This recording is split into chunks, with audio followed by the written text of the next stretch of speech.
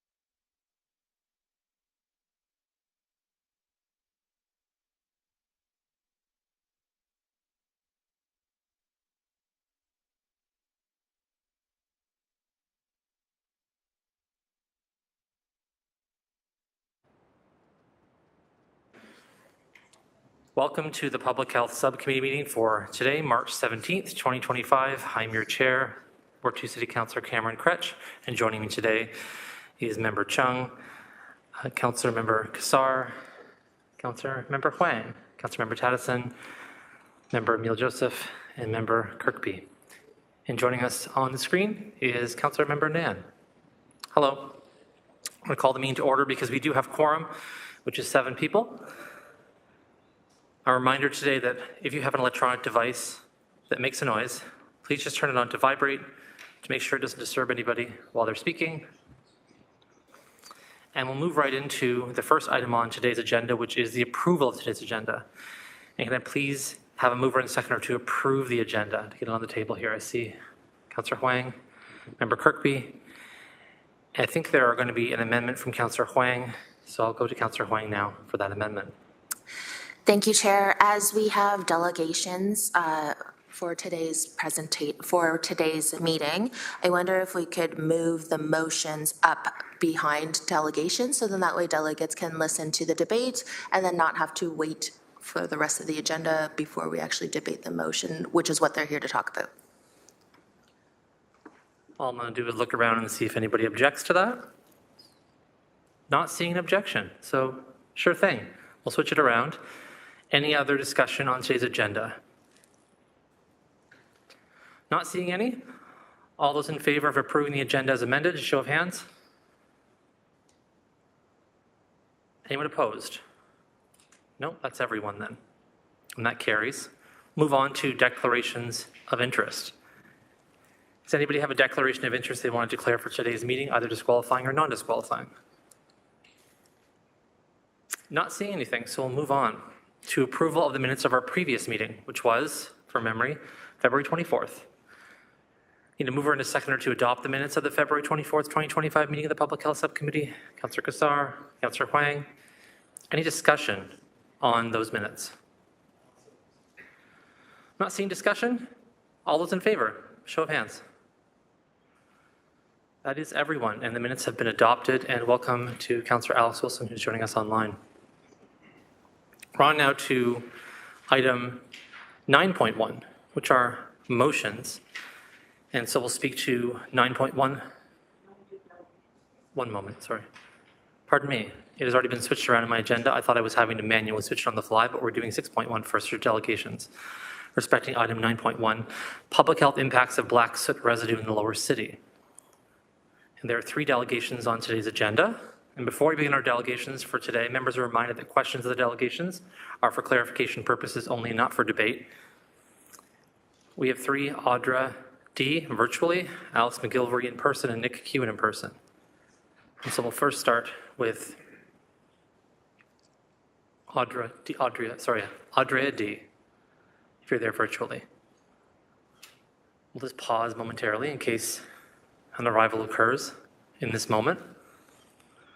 Not seeing one, we'll come back to Audrey D after we've had our other speakers. So up next will be Alex McGilvery in person.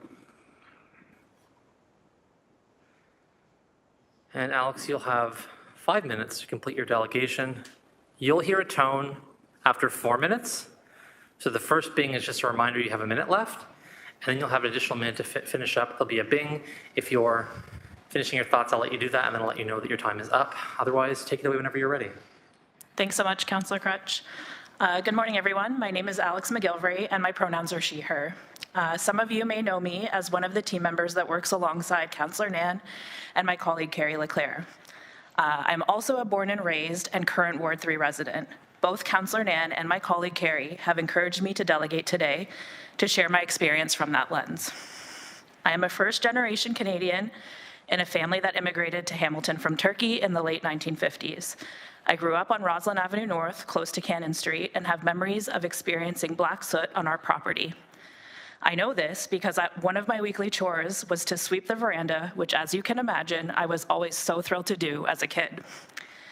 I also remember the soot being near impossible to remove, which often resulted in us having to spray our veranda down with water. I also remember playing with neighborhood friends in our yards and our hands, limbs, and clothes being covered in what we all thought was black dirt, which clearly was not the case, as it was exceptionally difficult to remove when taking a bath or showering. These experiences were 35 years ago and eerily similar to the experiences we are hearing from other residents who contact our office, as well as those delegating today. I'd like to think that if my family knew they could have delegated all those years ago, they would have, but I don't know if the knowledge we have now about soot was available at that time, and English was also not their first language. That being said, this is why I'm here today, to add their voice and my own to our experience. One of the things I pride myself on is my empathy, and I ask you today to channel your own by asking you this. Is it acceptable to you if your children, pets, or family members were experiencing this? Do you feel comfortable knowing that there are neighbors in this city breathing air that contains fine particulate matter? The only answer should be no. It's not acceptable, and if it isn't, I ask you to reconsider. I also ask you to deeply think of the experiences shared here today when voting to pass this motion. It matters, and the people of the Lower City deserve more and better. Thank you. Thanks very much, Delegate McGilvery. I'm going to look around now just to see if there's folks who would like to speak on the matter, and look at my speakers list. And also want to welcome Member Danko to the meeting. Thank you for appearing. First up on our speakers list, Councillor Huang. Thank you for delegating today. You did mention in your delegation that you had never really worked with the ministry, but I wonder if you could just share with us, perhaps in your Ward 3 role, what is your experience with residents complaining, or what is the process that you're currently going through? So typically we do get emails and calls about obviously climate justice issues. And when that happens, we do encourage people to reach out to the MECP, and that usually happens through my colleague, Carrie. And in that process, we always encourage people to reach out to the MECP. However, there usually isn't a response, or the response isn't adequate enough. And so going through that process then, could you give us a sense as to how cyclical the complaints are, and the quantity of potential complaints, to your knowledge? Sure. I think that it depends on the specific case that they're referring to, or the type of climate issue they're experiencing. I think with the black soot piece, like, we've been experiencing more frequent emails and calls and concerns during the summer months. And I think that might just be more so because people are outside more, playing more, and accessing, parks more. But aside from that, that's pretty much like the only knowledge I have. This is more Carrie's wheelhouse than mine. Fair. Thank you so much. Last question then, through you, Chair, is this motion is asking for our public health team to do something. And in your opinion, what has the MECP done for residents, and how effective has any type of action from the MECP been?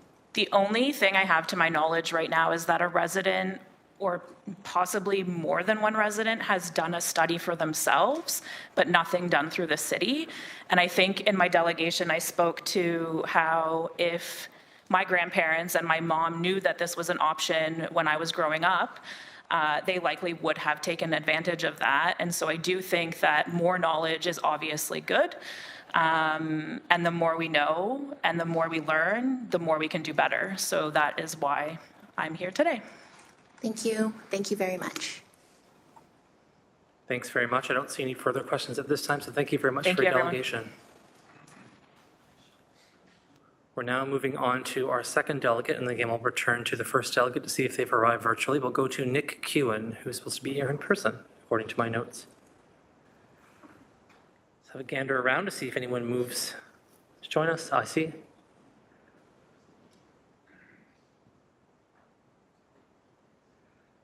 Thanks, Nick. Just to let you know, you have 5 minutes to complete your delegation. At the 4-minute mark, there'll be a ding, and then again at the 5-minute mark. And then if you're still talking, I'll ask you to wrap up then. Otherwise, take it away. You've got 5 minutes. Sounds good, thank you. I don't have anything written prepared. I was just going to talk about the way that this generally impacts my life and my family's life, living down off of,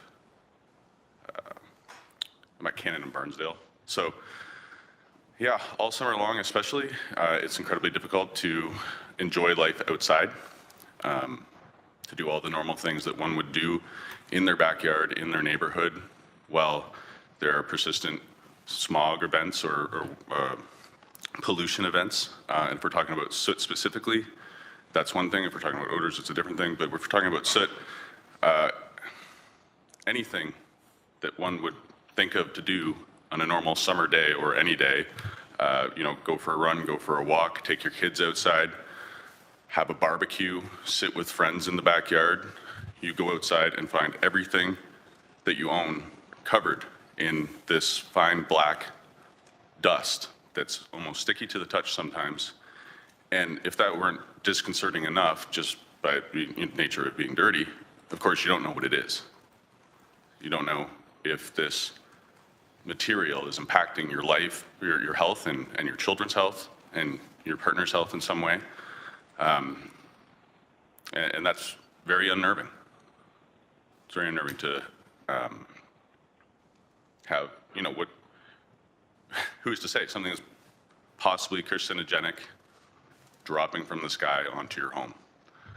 And it covers everything, like I said, your car, your house, all of your materials. I think that what I would say about that is probably, again, nothing novel, but it impacts daily life in every way, especially in the summertime living in that part of town.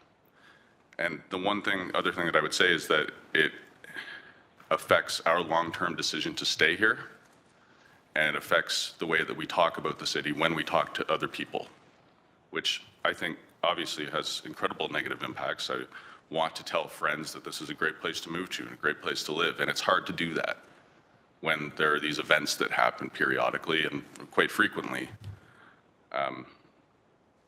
It's hard to honestly say that it's a great place to be. I think that's about it. Okay, thanks. Just stay there for a moment. I'll check to see if anybody has any questions. Sure. Okay, I see Councillor Huang. Go ahead.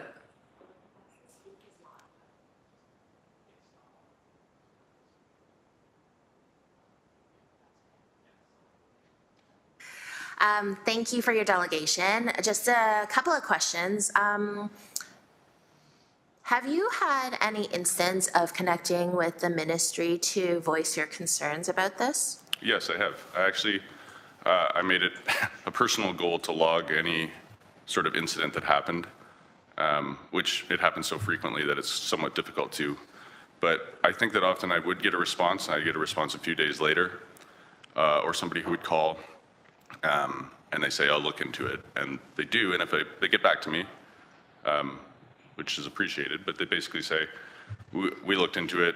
They said, the industry said that there was no incident reported. That's about it. So, it almost feels like, I guess to use the term gaslighting, like it didn't happen. Mm-hmm. Or they say, there were some minor incidents reported by other people as well, but because there was an easterly wind or whatever it was, and the pollution in question floated out over the lake, so you're all good now. And I'm like, I guess so, but it still did happen. I suppose since it's moved on, that is better, but it's not exactly, solving the issue.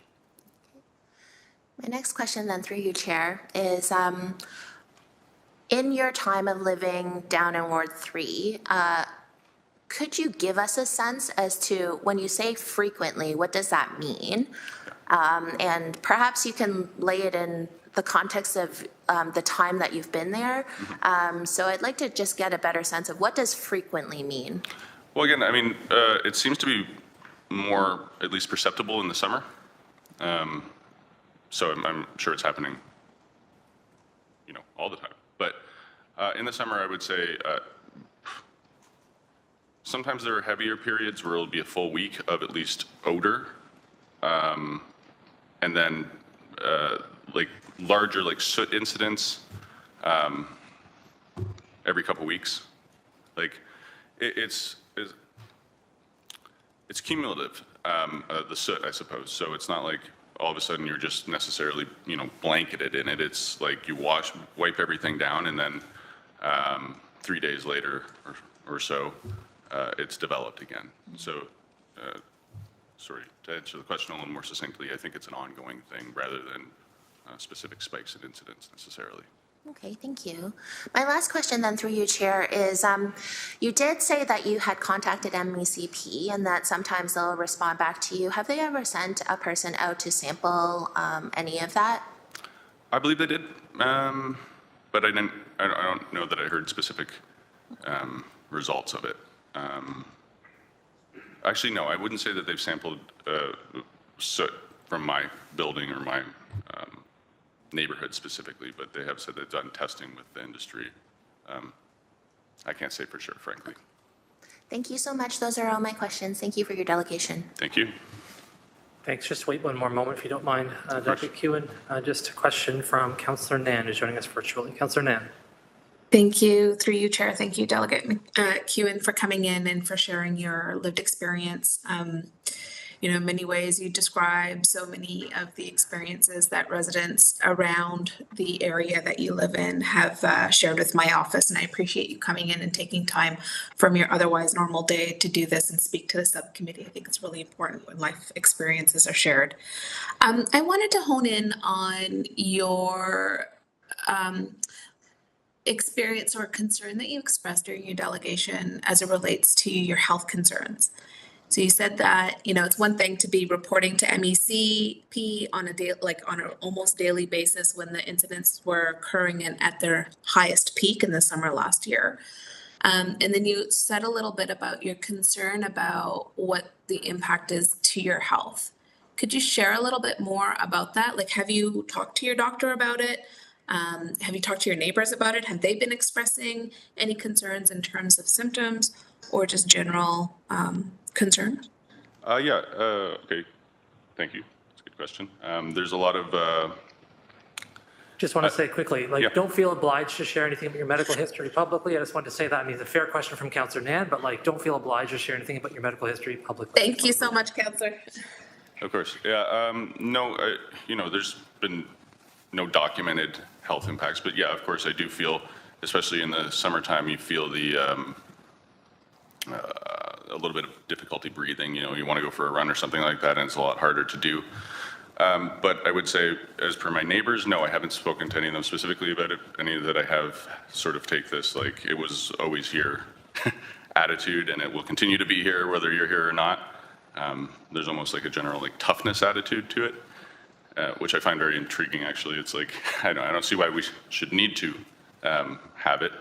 But I will also say, and this is sort of anecdotally because I can't draw a direct connection to it, but in getting life insurance last year, my partner, her results came back saying that she's a smoker, and she is not. So again, I can't draw any direct correlation to that, but I would say it's very concerning that her results would say something like that. I have no idea if that's specific to the air quality in our neighborhood, but it's tough not to think that it could be a potential impact on that result. Certainly a really concerning piece of information there that you shared with us, and I appreciate you doing so. Again, thank you so much for coming to delegate, and we'll do what we can to support you, your neighbors, and everybody else who's delegated today in terms of this motion. Appreciate you. Thank you. Thanks very much. I don't see any further questions on the list here, so thank you for your delegation. Thank you. Now, before we go to the next item on our agenda, just checking to see if our first delegate, who is going to appear virtually, is here. I'm getting the no signal that this person is not online right now. So at this point, we're going to have a mover and seconder to receive the delegations. Moved by Councillor Huang, seconded by Councillor Nan. All those in favor by show of hands? That carries. Now we're on to motions, I believe. 9.1, public health impacts of black soot residue in the lower city. Councillor Huang, please introduce your motion. I think your seconder is Councillor Nan. Yes, thank you. Moved by myself, seconded by Councillor Nan, and I'd like to read this motion into record. It is a little bit lengthy, but I think it's really important for us to read this in. This motion is on black soot residue sampling and testing in wards 3 and 4. Whereas Ward 3 and 4 residents have raised concerns about their mental health and physiological health due to black soot residue deposits on their residential properties and on city properties, facilities, and assets such as local parks and play structures. Whereas children and pets are coming in contact with this black soot residue when playing outside, putting them at risk of exposure through inhalation, absorption, and ingestion, and acting as vectors by inadvertently bringing the residue inside. Whereas the black soot residue is affecting residents' enjoyment of their properties because they must clean their outdoor furniture before every use, keep their windows closed at all times to prevent residue from entering their homes, and clean indoor surfaces like carpets, windowsills, and counters when the residue gets inside. Whereas the black soot residue is affecting residents' enjoyment of city properties and assets. Whereas the residents of Hamilton reported the black soot residue to the Environmental Pollution Regulator, the Ministry of Environment, Conservation, Parks, MECP, who in turn, in some cases, took samples of the residue and tested these. Whereas wards 3 and 4 are receiving an increasing number of complaints, therefore referring an increasing number of complaints to MECP, but with no improvement to quality of life for residents, nor indication from MECP that they are addressing the issue, and this gap in MECP's response to the issue is why we need public health to intervene.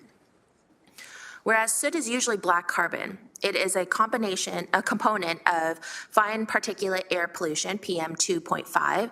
It comes from incomplete combustion of wood and fossil fuels, a process that also creates carbon dioxide, carbon monoxide, and volatile organic compounds. Black carbon warms the atmosphere because it's very good at absorbing light. It warms the air and surfaces in regions where it is concentrated and can cause weather patterns and ecosystem cycles to change. Even though black carbon can stay in the atmosphere from days to weeks, it has significant direct and indirect impacts on climate, snow and ice, agriculture, and human health. Whereas according to Health Canada, fine particulate matter is associated with negative health outcomes, including eye, nose, throat, and lung irritation, decreased lung function, and aggravated lung and heart conditions. And according to 2024 study of airborne nanoparticulates in Toronto and Montreal by Marshall Lloyd, long-term exposure to outdoor ultrafine particulates was associated with increased risk of mortality. Whereas the City of Hamilton has no regulatory authority over pollution, but does have a public health responsibility, and whereas investigating and addressing within municipal jurisdiction the health impacts of the black soot residue aligns with this term of Council's priority 2 of safe and thriving neighborhoods, including vibrant parks, recreation, and public spaces. Therefore, be it resolved that A, that Public Health Services staff be directed to work with a third-party vendor to develop a feasibility study with options to perform particulate matter, black soot residue sampling and testing in wards 3 and 4 in the City of Hamilton, and report back to Public Health Subcommittee in Q2 2025. B, that all costs associated with the development of this feasibility study outlined in Recommendation A be funded equally from the Ward 3 Capital Discretionary Account 3302309300, of approximately $5,000, and the Ward 4 Capital Discretionary Account 3302309400, $5,000, at an upset limit including contingency not to exceed $10,000, and C, that the Director of Healthy and Environments Division, Public Health Services, or designate be authorized and directed to execute any required agreements and ancillary documents with such terms and conditions in a form satisfactory to the City Solicitor. Chair, may I speak to this? Yeah, go ahead. Thank you for this, and thank you to our delegates for bringing this forward. This has been something that I think my office has absolutely been fielding since the very moment that I got into the Ward 4 office. I am 100% certain that Councillor Nan has been fielding this in her entire time here.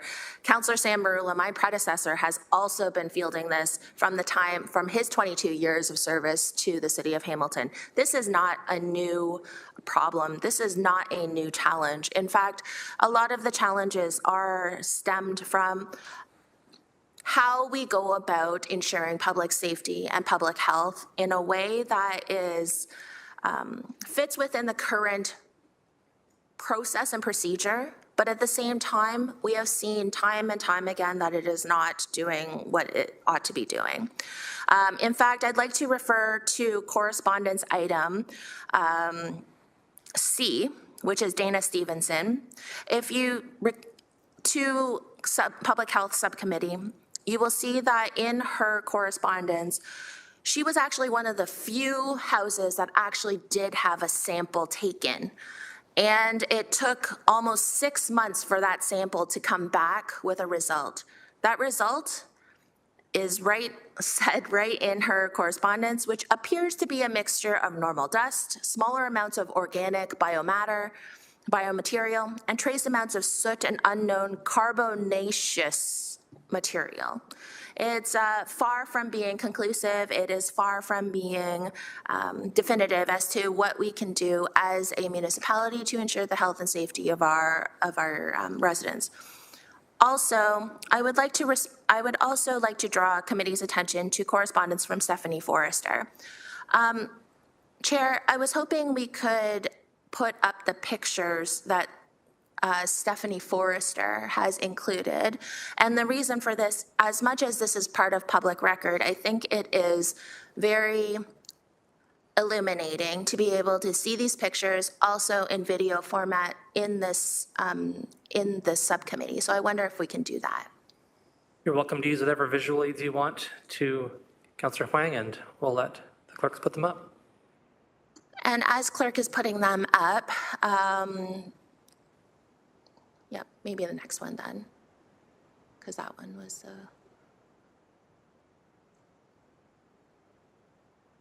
oh no, the first one is a picture of yeah. Just a moment here. We're just going to get these pictures queued up in the right way. We're not in a rush to get them up, so we'll just take a few moments to do so. As you can see from these pictures, this is a regular occurrence. And just as we heard from Delegate Kewen, it's happening all the time. And if we go on to the next picture, I think. Next one. This is just indication, that's bare legs on a toddler where you're seeing that black residue sticking to skin and it doesn't come off. In fact, it doesn't also come off in the bath. In fact, you have to use some sort of abrasive or some sort of to wipe this off of toddler skins. Next picture, please. And this is on all of our facilities, our park equipment. It is, how do we talk to residents and have very real concerns from parents about what is in this residue and what is in this dust. So my hope is that as we are continuing to debate on the merits or the value of this motion, that you can see that this is warranted and well needed in order for us as a public health authority, for us to at least ask these questions in a more fulsome manner beyond and in addition to what MECP has already been doing. But I think that this is what we need to do in order for us to come up with a better game plan so we can also keep industry accountable and try to change the tide of 30 years of this type of behavior. Thank you. Thanks, Councillor Huang. Up next, Councillor Nan. I'll add myself to the list after. Thank you. Thank you. Through you, Chair. First off, thank you to Ward 3 and Ward 4 residents who submitted their correspondences and delegations to today's subcommittee. Really, truly appreciate it. Residents have been reporting this concern since this time last year, and specifically around the surge of the sticky black soot that we've been experiencing. But as delegates stated today, it's been an experience that Hamiltonians have endured for decades and if not generations now. And as a city, we don't have the authority to set the particulate matter limits. And as a city, we also know that some of the black soot emitters have also been given special exemptions by the Ministry of Environment, Conservation and Parks to emit not only carcinogens, but particulate matter multiple fold times over what is permissive. And that is not acceptable. It's not acceptable from the perspective of our residents. And I don't think it's acceptable from the perspective of a health equity lens, where any one resident living in a specific postal code should be expected to endure this versus any other postal code. Not when the matter in question has real life and health consequences. It also boggles my mind, Chair, that one ministry of our provincial government would be able to establish permissive, blatant health impairing standards when we also have a Ministry of Health that is actively pursuing, those kinds of upstream solutions that help us address the respiratory health illnesses in our community that help basically tend to the care and well-being of our residents. So from that perspective, and also acknowledging that one of our delegates wasn't able to attend today, but I believe is the same one who submitted correspondences. In her correspondence that's on the public record, she says she admits that there's been many times that she's debated leaving the city with her family in search of a healthier environment to live in. However, I've come to realize that if we do not stay and fight for the health of our city and its residents, then who will? We need to come together as a community to address these serious concerns and work towards making Hamilton a healthier and safer place to live. No resident in our city should be expected to endure the unknown consequences of the particulate matter that make up this Black City stuff that is absolutely a challenge to get off toddler hands, toddler knees, toddler play toys. It's also really difficult for us as a municipality to get the substance off of our own public works facilities in the form of our playgrounds, slides, and structures that children are expected to enjoy throughout the year. So through you, Chair, it should be no surprise to my subcommittee members that I'm in favor of this motion. It is, I think, just the beginning of where we actually need to go as a municipality. And I can appreciate that incremental steps need to be taken in order for us to go as far as we can. But fundamentally, we need to be able to know what our residents are experiencing and have that data as a public health subcommittee in order to identify what our next steps could be with our public health unit here locally. Thank you. Thanks very much, Councillor Nan. I'll pass the chair to Councillor Kassar. I'll make a few remarks about this as well. Very supportive of this motion. I know it largely impacts the industrial parts of Wards 3 and Ward 4, but also in Ward 2. I will never forget some of the conversations I've had with people who live along Burlington Street. And I know that when we look at residue that's coming forward from all kinds of industrial things, we're also not thinking maybe also about truck traffic. So sometimes what we see is dark or black residue coming from truck traffic. We've changed the truck routes. And we've seen some improvements there, which is why I think it's even more important that we do this kind of study to kind of distinguish between these two things, figure out what the source of this is, right? People's homes are covered in black soot all across the north end of our city. People are breathing this stuff in. And one of the mandates we have here as a public health subcommittee, to some extent, is to be concerned about these mitigating health impacts. We know that certain parts of the city, people frankly just live longer than others. And in the lower city, especially in some of these neighborhoods, people have shorter lives. And we know that that can be because of low air quality, the impacts of particulate matter. And I've stood outside many times with Environment Hamilton measuring it in these neighborhoods, and it's pretty grim when you go and look at the amount of particulate matter in the air in one neighborhood versus another neighborhood less than a kilometer away and see them being completely different. And so we're just letting the province tell residents, if you live here, you don't have the right to live as long as everybody else. You don't have the right to enjoy quality of life, and that the health impacts are just kind of on your own. So I think in 2025, we have a responsibility, even if we didn't take that responsibility decades ago, to do everything we can as a city to push the province on this. So I appreciate Councillor Nan's points, Councillor Wang's points, and this motion, because just like what's happening at GFL, right? It's exactly the same kind of conversation that we're having there. We have to take the concerns residents have seriously, and we have to make sure that we're doing everything we can to make sure people can live a healthy life no matter where they live in our city. So thanks for the motion, fully support it. I'll take the chair back, and I see I have a couple more hands up, so we'll go to first Member Joseph, then Member Kirkby, and then Member Chung.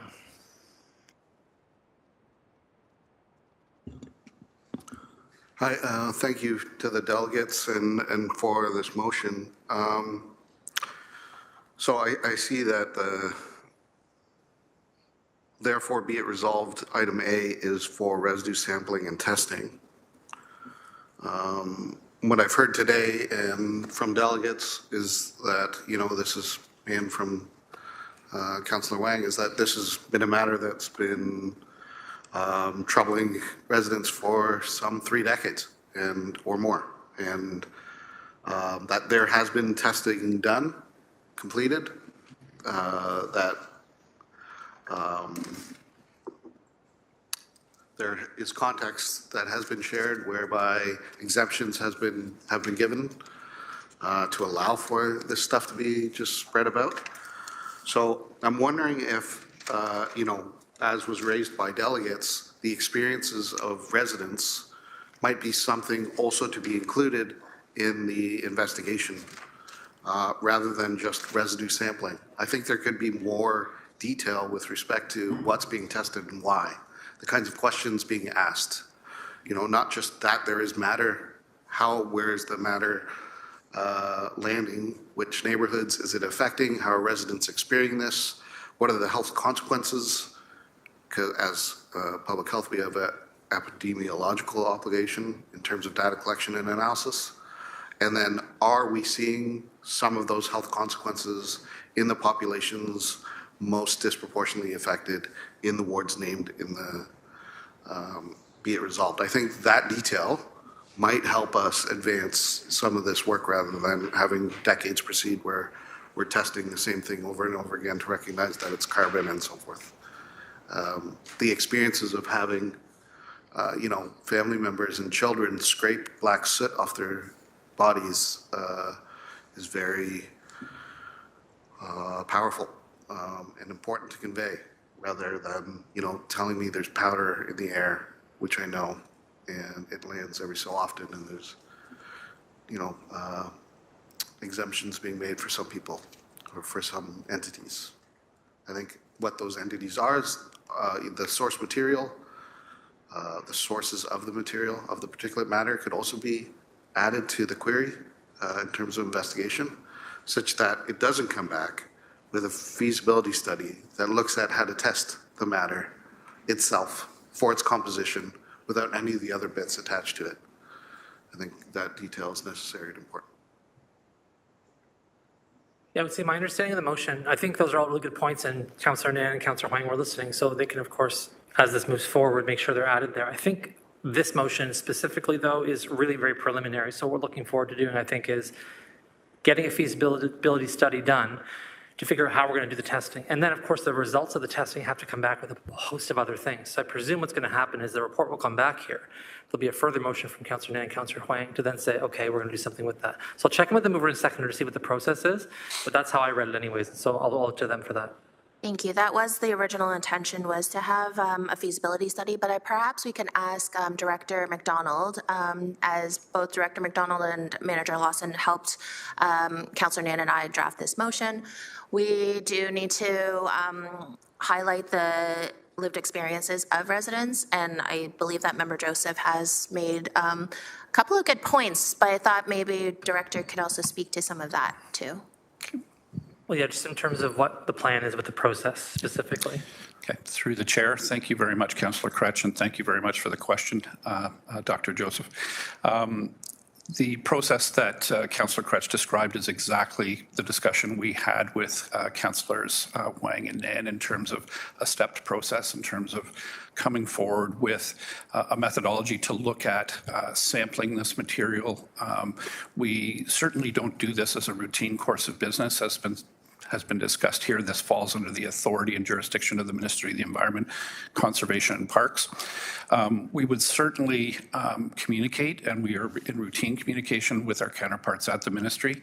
We're also aware that there is a study going on at the present time by Dr. Schuyler from McMaster entitled What's the Grime? We've reached out to her office to determine where they're at with that particular study as well. When we start talking about expanding the scope here, we would have to go away and talk about the resources involved with doing that, because this isn't something that's routinely part of our work.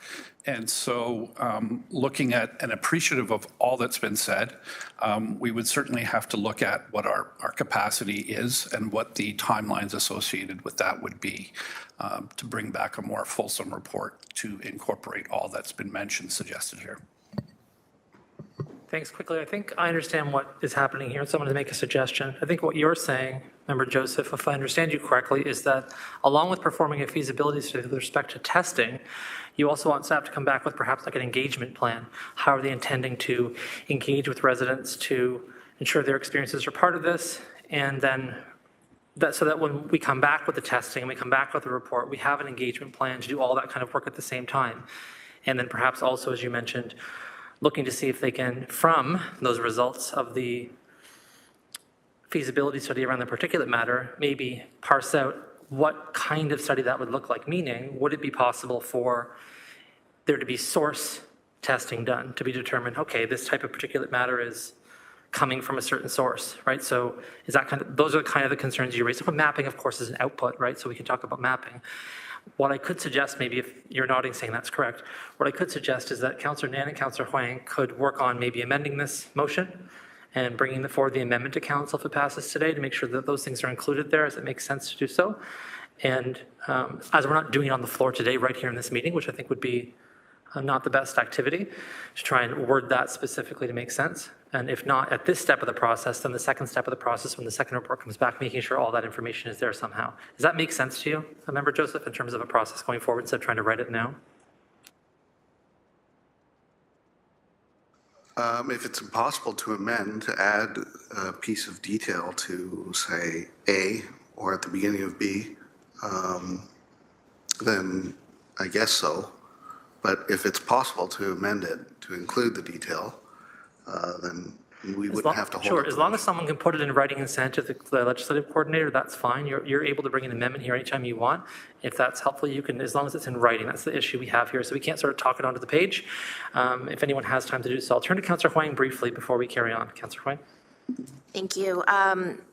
That type of information was added in an earlier iteration of this motion. However, it was after with consultation with staff, and just as we heard from Director McDonald, it is meant to be a phased-in type study and process.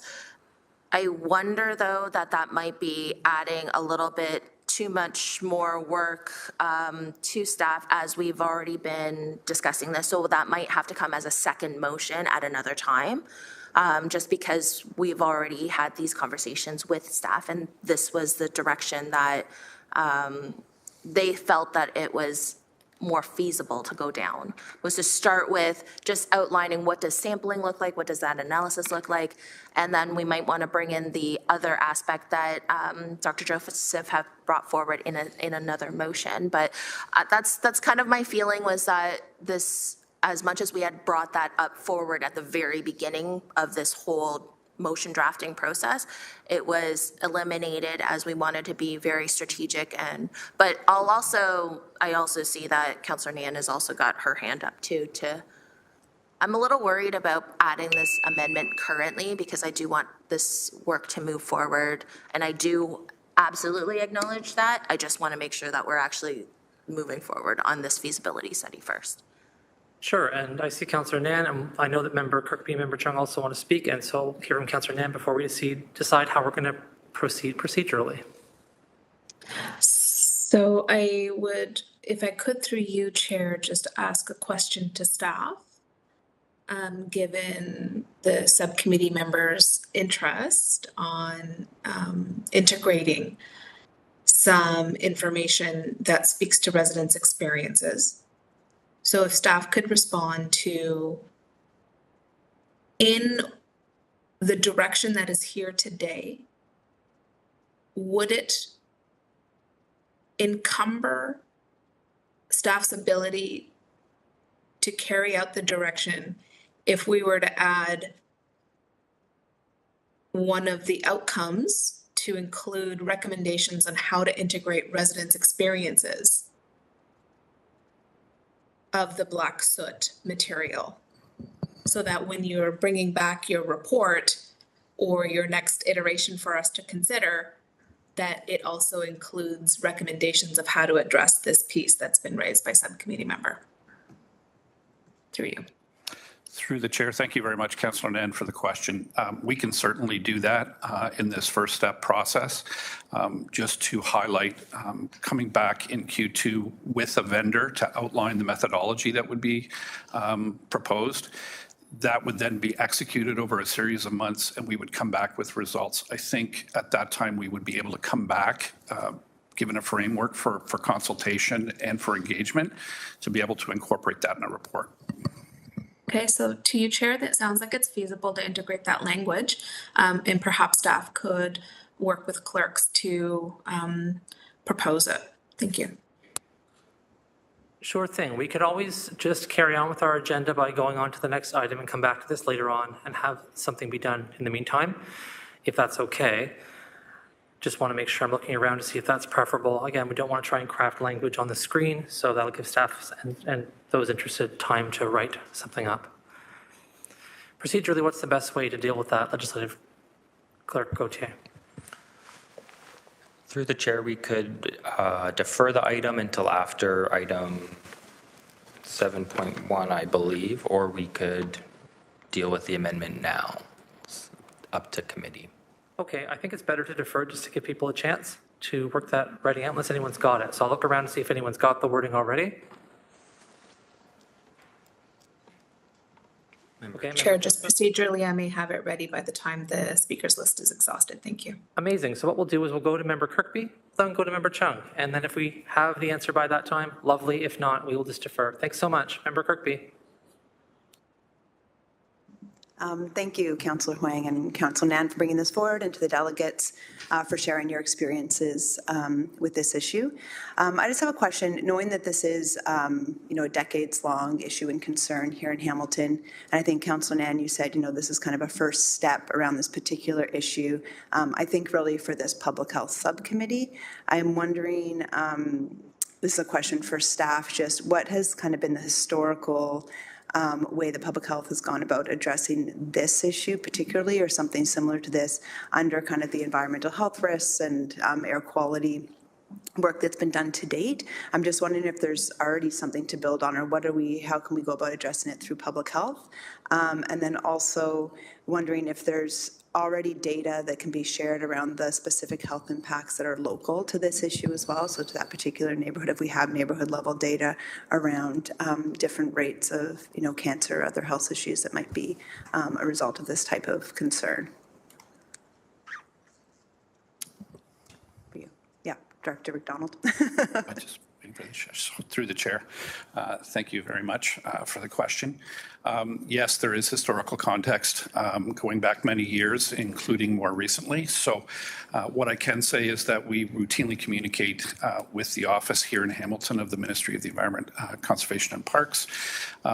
Just this past summer, last summer, I should say, through the fall, they did advise us that they gathered upwards of 70 samples from areas that are being discussed here. They do have that data, and that's why I referenced we would be reaching out to them as well. Certainly, this has historically been in the domain of the provincial ministry, not only in terms of identifying material, but ongoing work with industries in that area, as well as any regulatory enforcement that might be triggered by an incident or an activity. Certainly, sourcing this material is one of their significant challenges, and that's what we've heard from them in terms of the types of material, how they're surveilling the material, different types of events, et cetera. I'll turn it over to Matt Lawson, who's the Manager of Health Hazards and Vector-Borne Diseases, in which air quality falls. Matt is a little closer to this, I think, in its longer-term history than I am, so if he has anything to add. Thank you, Director, and to the members. In addition to the information that is, when our program works with the Ministry of the Environment, Climate Change and Parks, we have learned about their sampling history in the last 2 years in the area of wards 3 and 4. They do have a number of samples that were collected and results. We expect to be receiving those results as part of this initiative to understand what they've learned. As we try to look for a third-party sampling vendor that can help us do our own analysis that the motion is asking for. In addition, in terms of the city, in terms of assets, I can let you know that we have engaged the partners at the Parks Department to please keep us informed of any surveillance activity related to the equipment.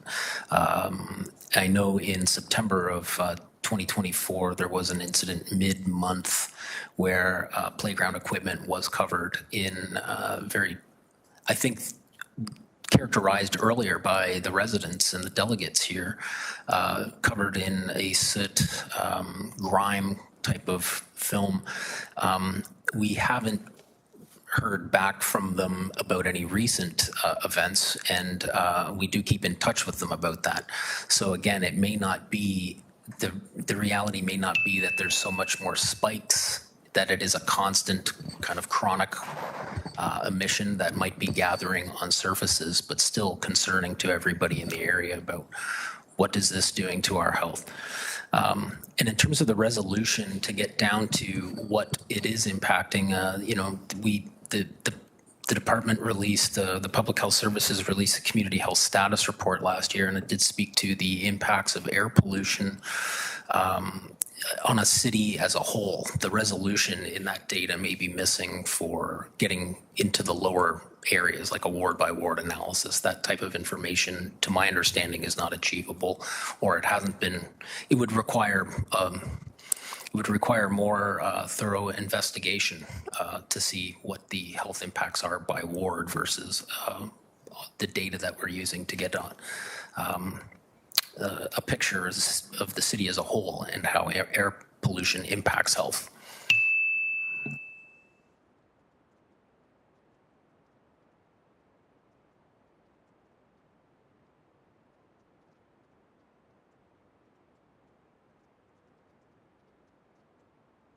Sorry, you said you want to speak. Thank so you, Chair. waiting No, for you to go ahead. Mr. Lawson spoke at the end in terms of the piece around identifying the specific health impacts of this material or pollution in general, I would state. And I would have just referenced the community health assessment that was shared earlier and the levels at which that points to. Thank you. Any other questions, Member Kirkby? Member Chung? And then I'm going to add myself to the list again. Thank you. Thank you, Chair. And thank you, delegates, for bringing the issue forward as well. I think from the healthcare perspective, I think, you know, practicing at St. Joe's, we certainly see environmental or spikes in emissions and changes in emissions related to environmental factors. So certainly with infectious issues, especially during viral flu season and stuff like that. But I think also in the summertime, we certainly see, I think, changes in admission rates, especially for lung diseases, triggered by environmental triggers. And one of the big things that I recall recently was the Quebec forest fires that led to a pretty significant spike in respiratory admissions. So I think it's a great point to bring forward, and certainly something I advocate strongly for. One of the questions I had, actually more for staff, was just in terms of the sampling techniques. You know, in looking at one of the delegations in one of the letters supporting the motion, the kind of summary conclusion seems to be pretty broad. I don't know if there's accepted standards for kind of testing and how actionable would some of these tests be. Are there kind of acceptable standards for, you know, quantification of soot and so forth in some of these samples that we're looking at? Thank you, Member Chung. Through the chair to the member, when speaking with the Ministry of the Environment, Conservation and Parks, we are relying on their expertise about how they do this sampling, and they are still looking for potential sampling methods with the Ontario Environmental Laboratory through the Ministry, because some of the Some of the media may be loose particulate that can be scooped up. Sometimes it is, as it's been characterized, more of a greasy, sticky film, which would require a swipe technique. And this information is still elusive to date, to our understanding, but they're working on trying to find a suitable method for this. And I think that with the intention of using a third party, maybe this advances the understanding of methods that could be used for that purpose.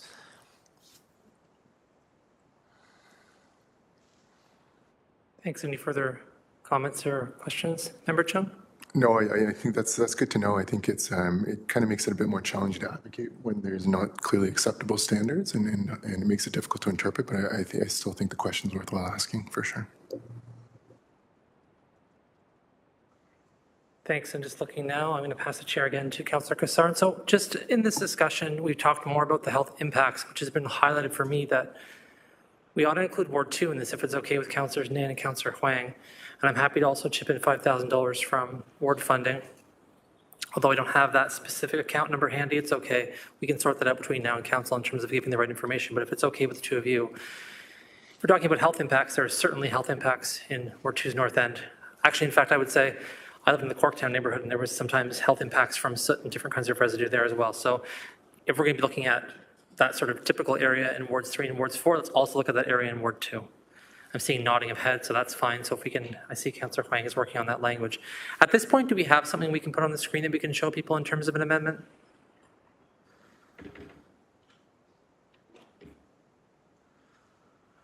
Okay, we're just going to put that up. I'll take back the chair. Councillor Cassar, thank you. Still waiting for the day when someone says, no, you can't have the chair back. Could be fun.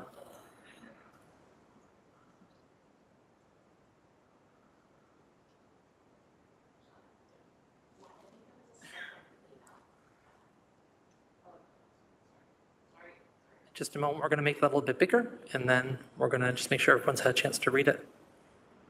We'll go from there.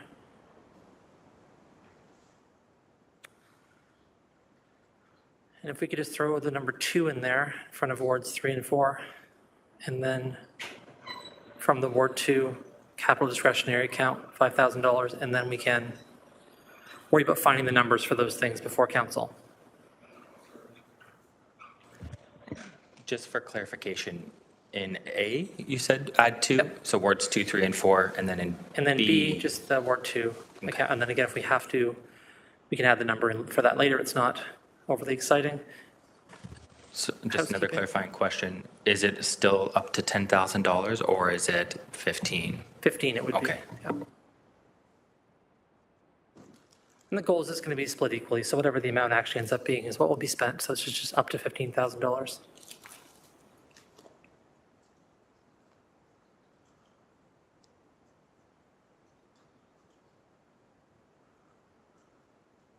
Yeah, and we can worry about the numbers later, and that's just a housekeeping matter. Any other questions on what we see in front of us today? I'm just going to look around quickly to see if that amendment makes sense to people. Those amendments, pardon me, make sense to people. And they're friendly to the mover and seconder.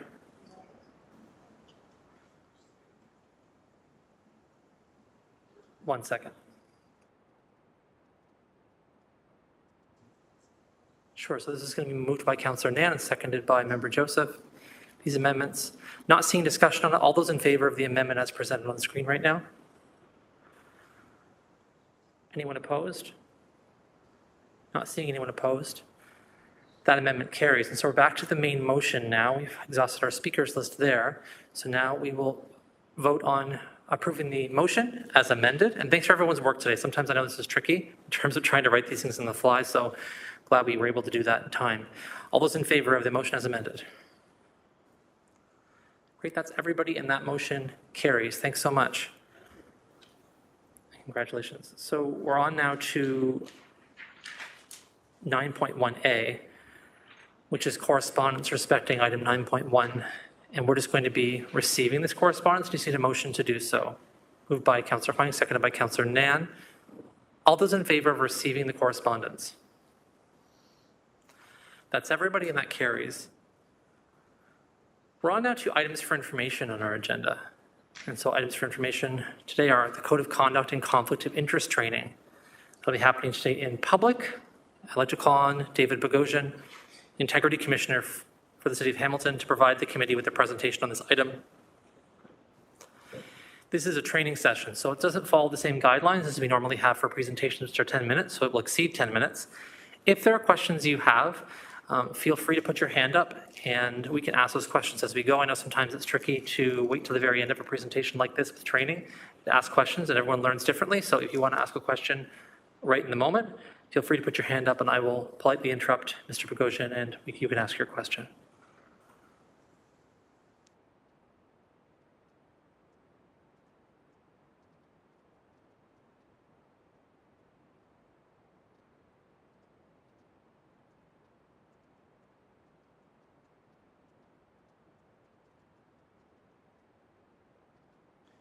We're just setting up the presentation now, and in a moment, Mr. Bogosian will begin.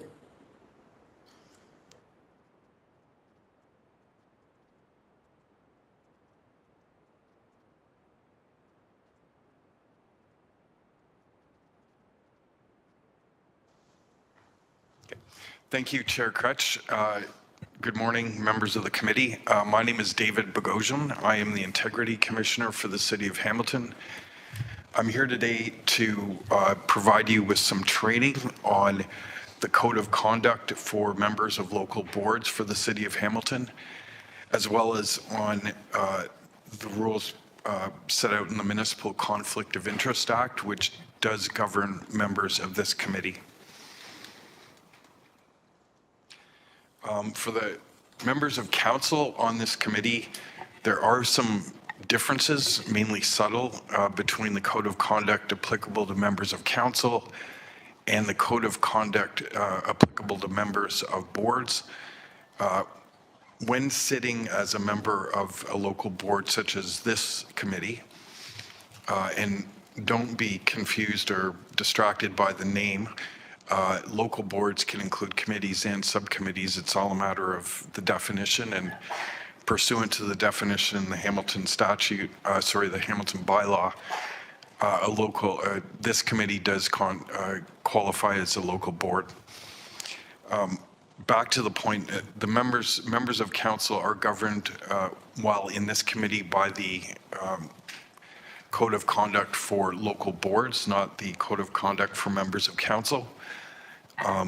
Like I said, there are not huge differences. In fact, the Code of Conduct for members of local boards tends to be somewhat more concise, easier to follow, quite frankly, easier to understand, and clearer, I think, maybe because it's a more recent piece of legislation than the Code of Conduct for members of council. So what we're going to do today is cover the main tenets of the Code of Conduct, which includes provisions dealing with conflicts of interest, gifts, benefits, and hospitality, confidential information, use of city property, election campaigns and improper influence, business relations and member conduct, media communications, respect for bylaws and policies, and respectful workplace and respecting staff. These are the headings in the schedule that constitutes the Code of Conduct of the bylaw. Then we'll deal with my role as Integrity Commissioner, the process for obtaining advice from me, which I'm happy to say a number of the non-council members have already availed themselves of that ability and opportunity, which is encouraging. We'll go through the complaint process, and then we'll deal with the Municipal Conflict of Interest Act. I do want everyone, and I'll repeat it later on, but to feel free to call me before you get yourself in trouble. Like, to call or email me and get a response is far better than having to deal with a complaint or a potentially voidable motion if it turns out you were in a conflict of interest and you voted for a motion that you had a conflict with. Thanks. Before you get going, I just want to quickly pass it Chair, to Councillor Cassar to ask you a question because you mentioned something right at the outset that I think might be better to clarify now. You said that members of council are subject to the code of conduct for local boards when here, but obviously not when we're at council. And I think what you're implying by saying that, is what I need to clarify, is that when committees are made up of both members of the public and members of council, then those are the moments in which we're a local board or operating under a local board. And then when they're committees or subcommittees or whatever it might be, where it's just councillors, right? All councillors are on those. Those are the moments when we're operating as council. Just for that distinction, I think is helpful because this isn't the only context we find ourselves in. That is correct. So in this local board, which has members of lay members, you are governed by the Code of Conduct for local boards. And if it's a committee of council comprised entirely of councillors and council itself, then yes, you're governed by the Code of Conduct for members of council. Thanks so much for making that distinction clear. I appreciate it. I'll take the chair back and carry on.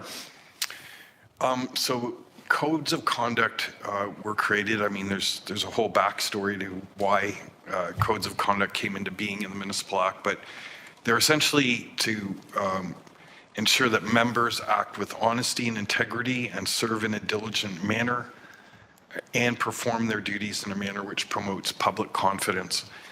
And that Section 223.2 sub 1 of the Municipal Act requires all municipalities to establish codes of conduct, including for local boards, and to appoint integrity commissioners. There are 4 mandatory sections of all codes of conduct according to the Municipal Act, and that means there has to be provisions governing gifts, benefits, and hospitality, relations with staff, confidential information, and the use of public or municipal property.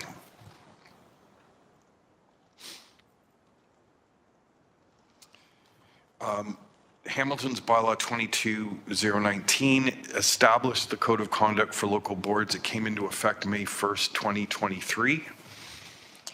I said earlier that don't be thrown off by names, whether it's a subcommittee or committee. There's a definition of local board, and as I said, this subcommittee falls within that definition. The code is to be given broad and liberal interpretation. It's not to be read technically, but to be read generously to achieve its intended purpose.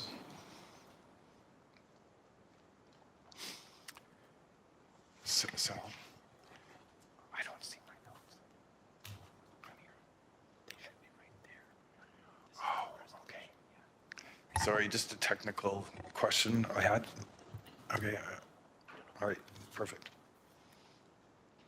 So conflicts of interest, there are 2 types of interests that you need to be concerned with. One is what's called a disqualifying interest. The main source of disqualifying interests are pecuniary interests under the Municipal Conflict of Interest Act.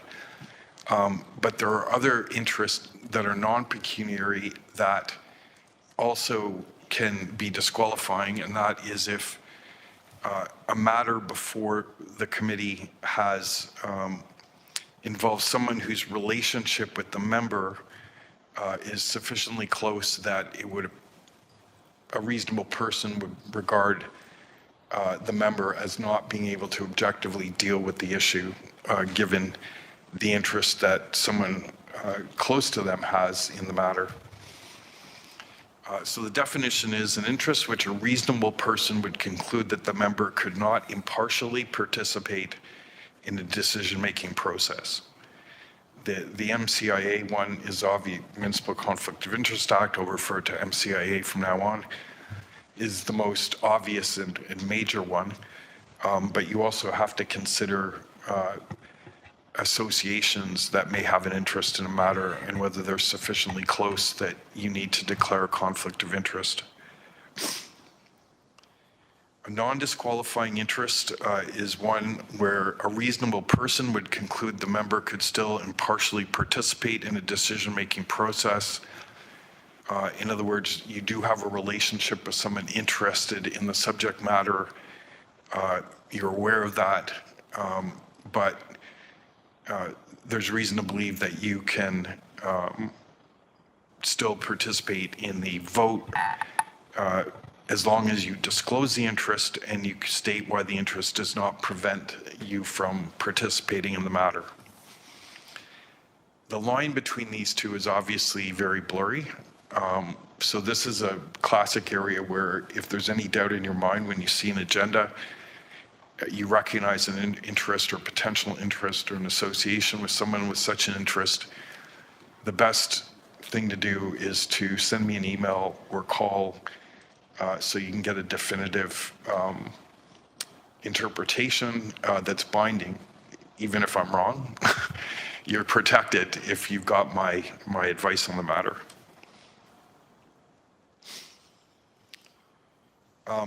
If you have a disqualifying interest, you cannot participate in the decision-making process at all, including you cannot participate in the debate, you cannot, behind the scenes, try to influence other members, and you can't vote on the matter. If you have a non-disqualifying interest, you can still participate in the decision-making process as long as you file a transparency disclosure form with the city clerk.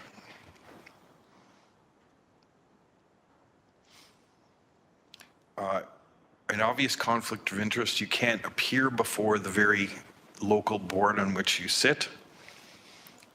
You can't contract or receive a contract from the board for the sale, rental, or purchase of any supply, service, material, or equipment. This often comes up in BIAs, where members of the BIA are contracting with the BIA to perform services, maybe IT services and that, and not realizing that that is a conflict.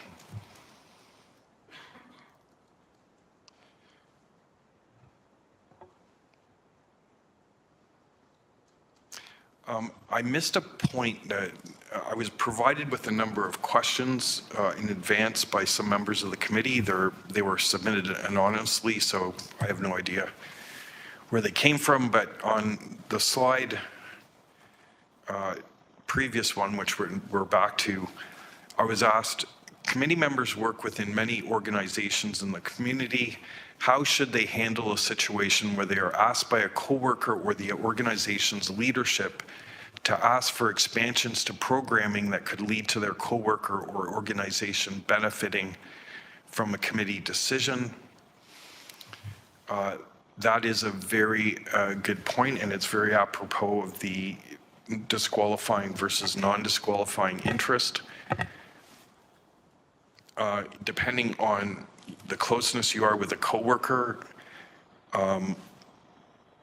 that may only be a non-disqualifying interest. It depends. But if your organization's leadership actually asks you to assist them in a decision of the committee, then I think that tells you you have a disqualifying interest and should not be participating at all in that vote. And then the second part of this question was, given they were selected as individuals, not as organizational representatives, how do they reconcile their work in an organization or volunteer capacity with the role they play on this committee?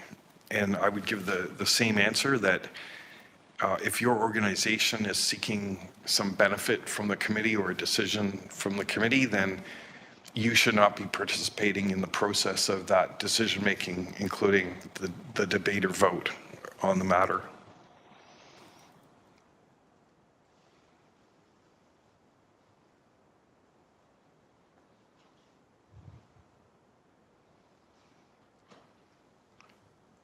Gifts, benefits, or hospitality, the local board code of conduct is very simple and direct, unlike the code of conduct for members of council. It simply says no member shall accept any benefit connected to the performance of their duties unless it is compensation authorized by law, or gifts or benefits that are incidental mementos or tokens. And again, not a super precise definition. So if there's any doubt about whether a proffered gift or benefit would cross the line, then you should email or call me to get my input as to whether you should be accepting it or not. Once you have that opinion and you accept it, you're covered in terms of any possible future complaint.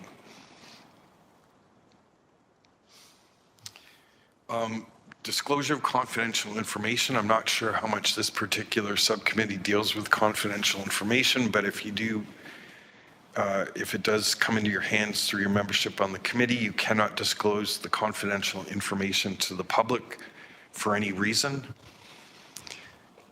except when required by law or authorized by council or the local board. And there's also provision saying that no member shall misuse confidential information or information acquired from their position that is not in the public domain.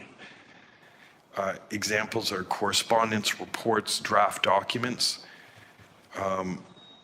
You're not allowed to put these in the public domain or use them for your personal purposes. Confidential information includes closed meeting discussions, which I understand this committee does not embark upon, at least hasn't to this date. And it includes board information that it is prohibited from disclosing and required to refuse to disclose. Yeah. So any discussion that takes place between members in a closed meeting and any material received in confidence by members of the board is prohibited from being disclosed.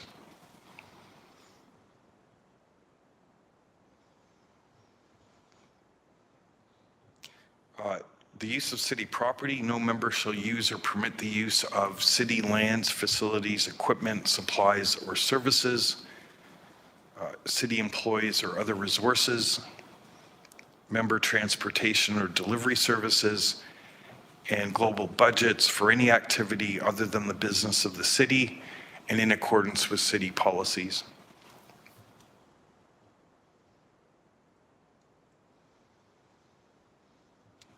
There's a provision that basically says you can't benefit financially from the use or sale of any city-developed intellectual property, computer program, technical innovation, or any other item capable of being patented which the city owns.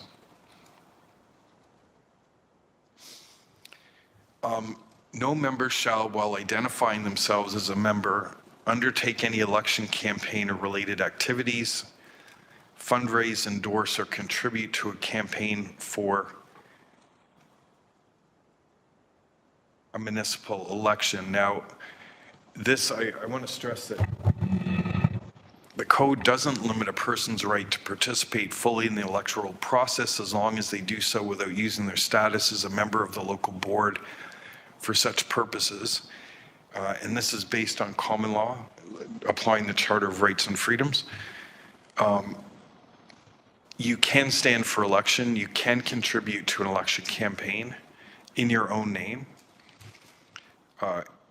You can express an intention or support for one party or platform over another.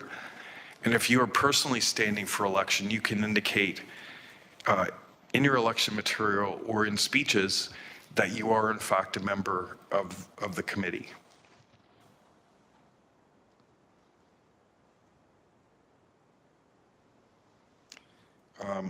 No member shall use their position for any other purpose than their duties as a member. And that obviously has to be applied strictly for the benefit of the public, not to benefit any particular interest group or party with which you may be associated.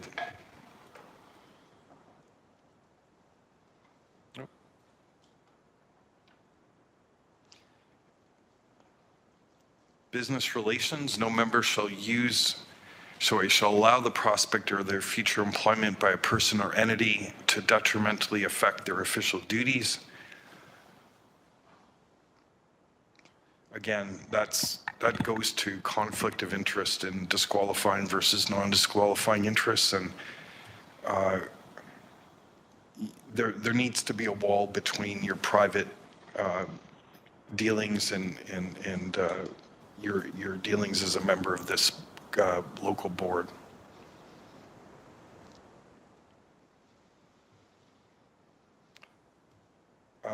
Every member shall conduct themselves with decorum. There's a decision I've made in this jurisdiction that defines what decorum is. Basically, it's respectful, polite, and unthreatening discourse. Members shall maintain proper control over meetings, respecting everyone involved. Members are expected to attend all meetings. If you miss more than 3 during a term, you can be asked to resign. You can be terminated. The commentary we have on this is members must recognize the importance of cooperation and endeavor to create an atmosphere that is conducive to solving the issues before the board, listening openly to various points of view, and using respectful language and behavior in relation to your fellow members and everyone else present, including staff and members of the public.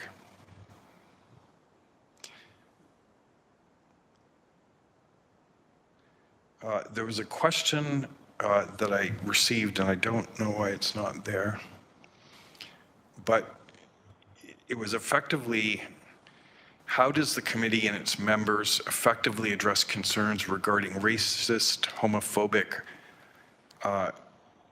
and other human rights breaching discussions at committee meetings? If you believe as a member that a delegate or another member is engaging in inappropriate language, the first thing you should do is intervene, ask the chair to explain the situation to the chair, and ask that it be dealt with or addressed, which would mean a ruling from the chair, and if appropriate, an admonition from the chair.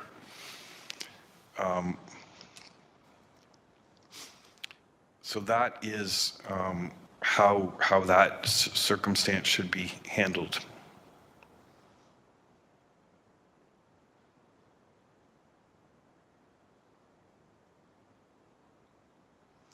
Media communications, the code says that members should not comment to the media in relation to any decision made by the board. The chair may comment. If a member is contacted by the media, they should refer them to the chair, or if unavailable, the vice chair.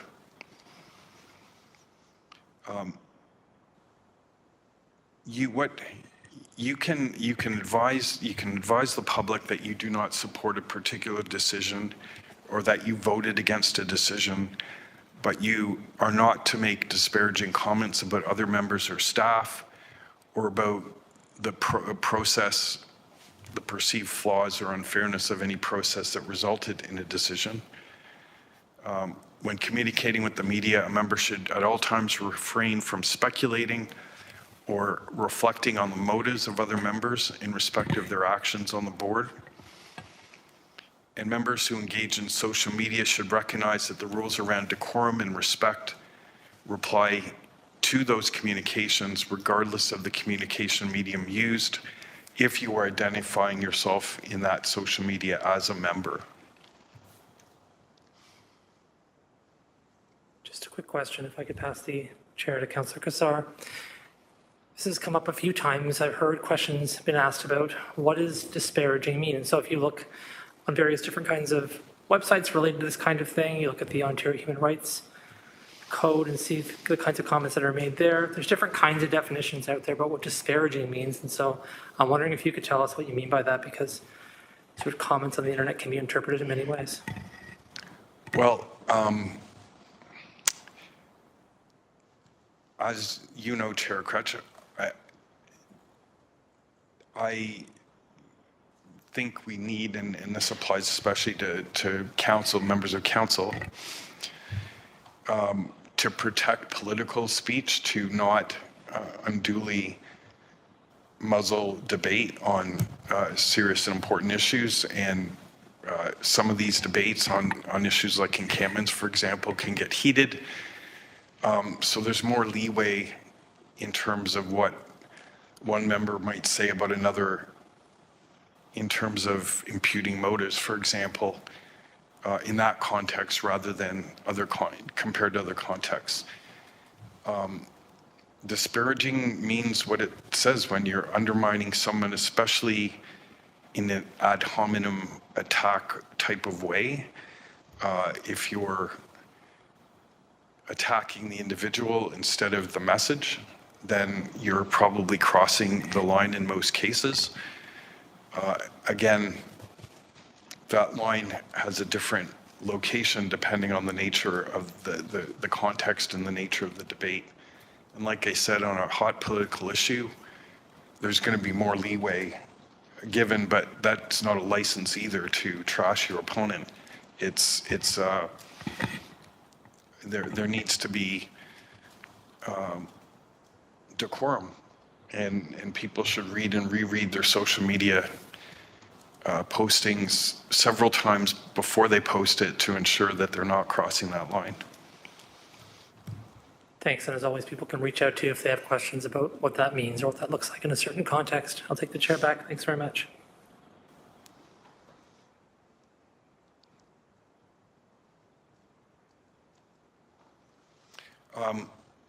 Members are, this is now, we're moving on to dealings with staff. Members are governed by workplace harassment and workplace violence policies. I am responsible for investigating any complaints against a local board member about workplace harassment or workplace violence. I've already done that with respect to a local board previously in this jurisdiction. I am responsible for investigating complaints of workplace harassment or violence made against a member. All members have a duty to treat everyone, including other members, including members of staff and the public, without abuse, bullying, or intimidation. And members have to ensure, according to the code, that the work environment is free from discrimination and harassment. Back to that earlier question, if the concern is not addressed adequately in the opinion of a member by the chair of a board,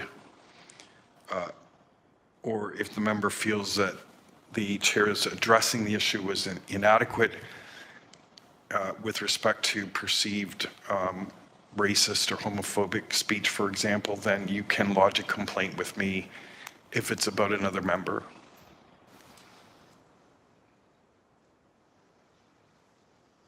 So every member shall be respectful of city officers and employees who provide professional service and advice based on political neutrality and objectivity and without undue influence.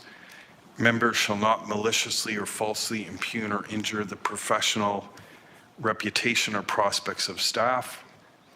It's inappropriate to attempt to influence staff to perform irregular processes for their benefits. Another question I had that segues nicely into this slide is situations where members find themselves having a different opinion regarding the work being presented by staff and finds it conflicts with their understanding of scientific evidence, or it conflicts with personal values. How do they raise these matters effectively? Meant to get issues such as to ensure questions address the tool, program, not the individual. Ask for, sorry, I'm now reading my answer to the question, which is, you can ask staff questions, but you can't try to influence their opinion. If you don't agree with the staff report or some of the comments or assumptions underlining that report, you raise it publicly at council. You don't try to privately persuade the staff member. You can ask the staff questions. For example, when you get the agenda and a report, what is the source of your information about blah, blah, blah, like whatever the issue is that you're concerned about. you can ask that question, but you're not to debate the issue with staff privately. You can raise it in the forum. You can come prepared with evidence to the contrary, but this is the place that you raise the debates and concerns. Sorry, just another quick question, if it's okay. Sorry for so many questions here. Sure. No, that's what it's for. I hope people will be open to asking questions, so go ahead. I think what you're saying is it's perfectly okay to ask questions to staff by email to go back and forth understanding the issue better. It's when you're overtly, I think you're suggesting overtly trying to change their opinion or saying, well, I don't agree with you and I think you should do X or Y, and like trying to do it in that manner. But questions back and forth are a fine thing to do. And if ultimately you disagree with something because you maybe have expertise in a similar area, you want to share the expertise, you could just do that in public rather than private. Is that what you're saying? That's the point, yeah.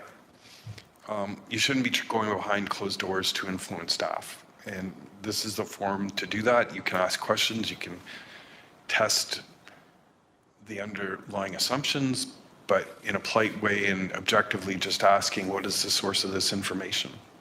The reason I raise that is because oftentimes staff actually directly ask us if we could please ask them questions in advance, right? So if we have a concern or a question or some type of issue, staff would prefer it if we ask those questions in advance, get some information from them, see if we can figure out what the source of that is before having to have the entire conversation in public.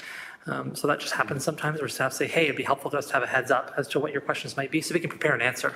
Because sometimes asking staff questions in public is great. Like, I'm all for making that transparent, and people should do that. And we should tell people what questions we asked behind the scenes. But staff may not have an answer in public. They may need time to prepare the answers. That's why I asked. Yeah. So thanks for your answer. I appreciate So it. definitely asking questions, but as soon as you get into discourse that could be perceived as being intimidating, challenging in the sense of suggesting that the opinion is wrong or should be changed.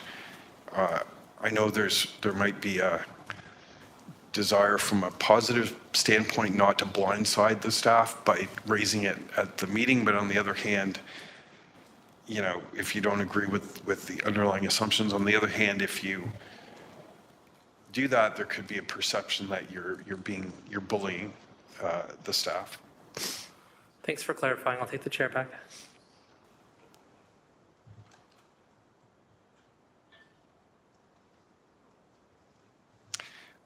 Is a violation of the code to obstruct me in my investigation.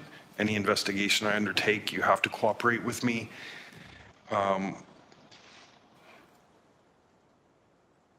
Like I said before, if I give you advice, it's binding in that you can rely on it. And it's a complete defense to any subsequent complaint that might be made against you. You can, of course, seek clarification on any part of the code with me at any time, or the Conflict of Interest Act. So my role, there are 7 things actually listed as the role of the Integrity Commissioner, but to me, the main ones boil down to conducting inquiries into complaints about code of conduct, MCIA, or other rules and policies that are incorporated by reference into the code of conduct.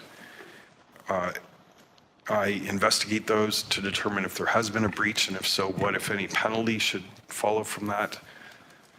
Providing advice to you on potential code of conduct breaches or pecuniary interest issues under the MCIA. And my last role is to do what I'm doing today, which is provide training and guidance to both members of council and members of local boards on the Municipal Conflict of Interest Act and the Code of Conduct, and any policies or rules that are incorporated by reference into the Code of Conduct. If you all have my email address, the best way to seek advice is to put in an email so there's no misunderstanding about what you're asking and the underlying facts. If it's an emergency, for example, it just comes up shortly before a meeting, you don't have time to do that email, you can give me a call. The number on the website for the Integrity Commissioner is forwarded to my cell phone, so I will get the call at any time, regardless of whether I'm in the office or not. I will always put my response in writing. If you call me and it's urgent, I will give you a verbal reply. However, I will confirm the advice in writing. Any advice I give you is confidential. The fact that you sought the advice, what your question was, and what my response was is confidential unless it needs to be raised in your defense down the road, or if you make a statement about advice I purportedly gave you that I disagree that I gave you, I can then put out all or part of the written advice that I gave you to correct the record.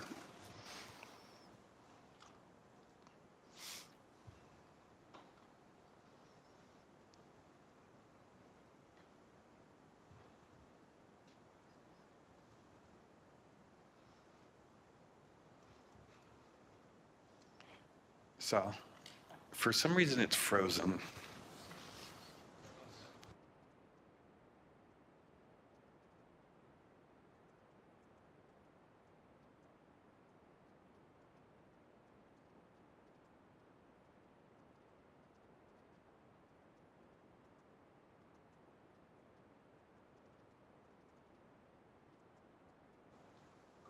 Okay. So, other members of a local board, members of the public, or a staff person can make complaints about your conduct to me. Those requests have to be in writing, signed by an identifiable person, and they have to set out all reasonable and probable grounds for the allegation. The complaint is not to be made available to the public. It won't be, other than if the complaint is dismissed, I do a letter to the complainant copied to the member. If anonymity has been granted, that letter to the member will be redacted. If I do find a violation, it becomes a matter of a public report. Again, depending on whether anonymity is granted, the complainant may or may not be revealed in that public report.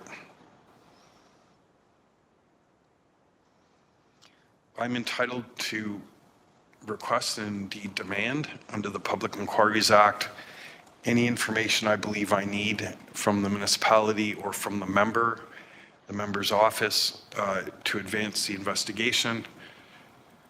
That would include access to any books, accounts, financial records in the possession of the member or the municipality.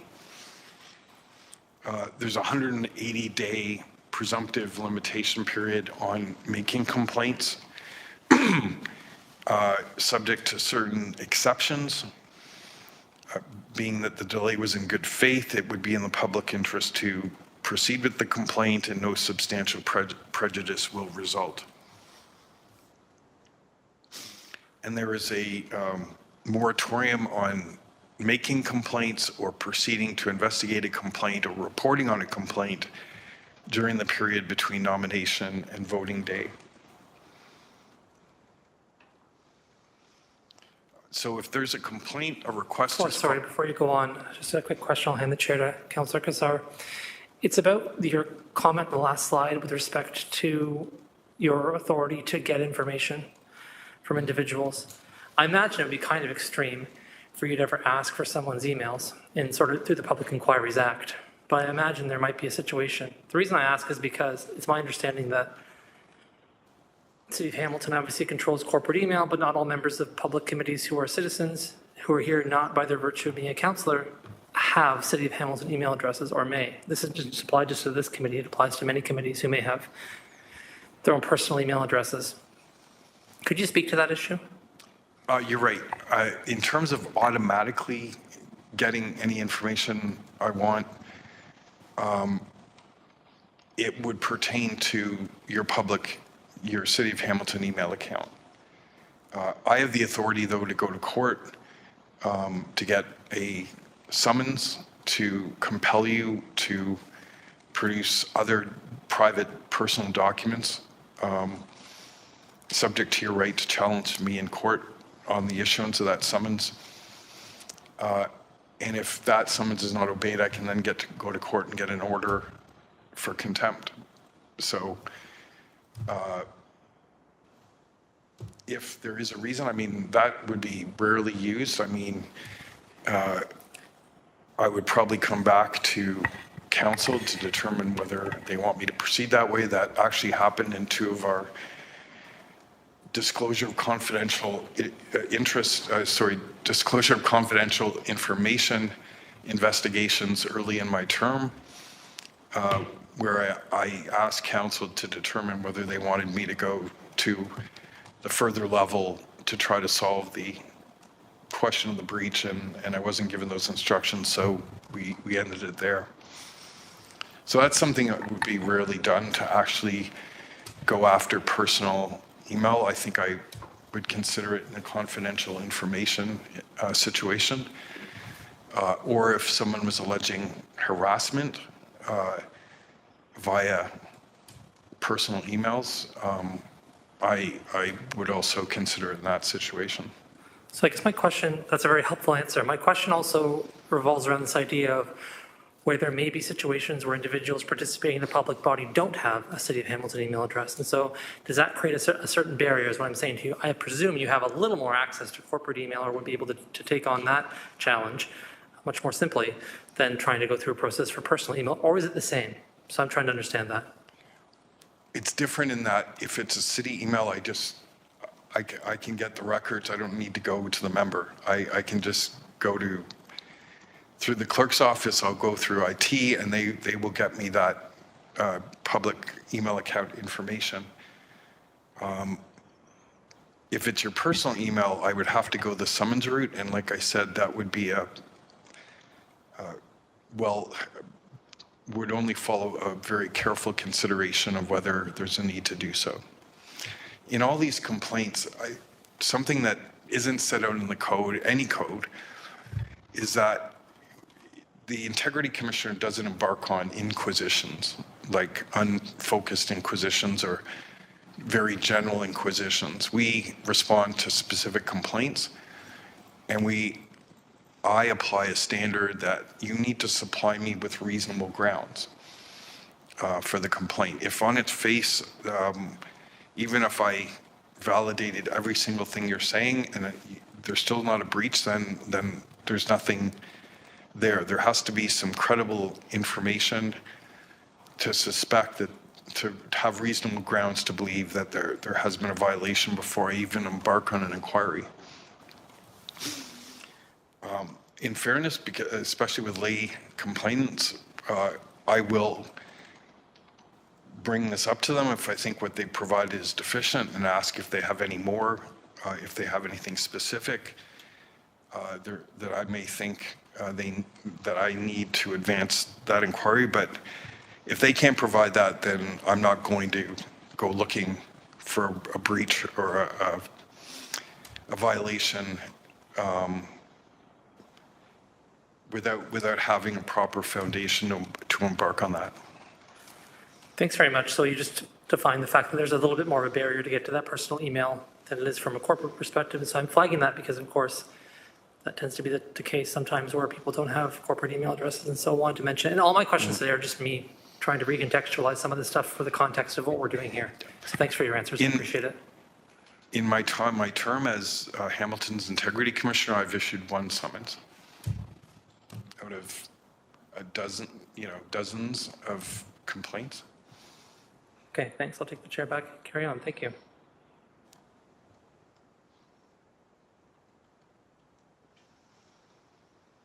So yeah, when I go through a complaint, if it's a criminal matter, if it's an MFIPA matter, those are referred to the appropriate authorities, be it the police or the IPC, Information and Privacy Commissioner. I will reject a complaint if it's outside of my jurisdiction for some other reason, like it falls within the authority of the Human Rights Commission, for example. So there are things that I don't investigate because they fall under other people's jurisdiction.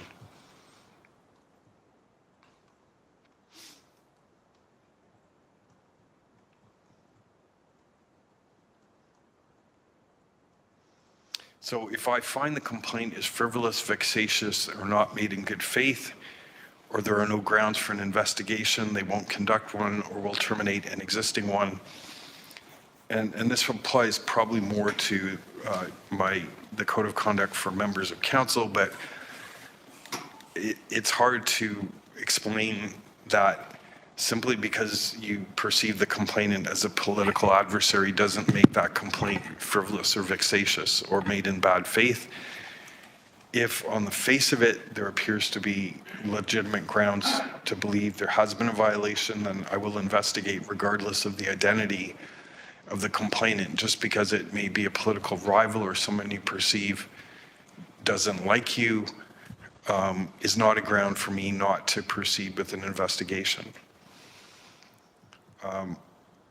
Usually I don't report to council about complaints that I dismiss. I do occasionally, as we've seen recently, if I think there's an important principle to help with the education process or the understanding of the scope of the code of conduct.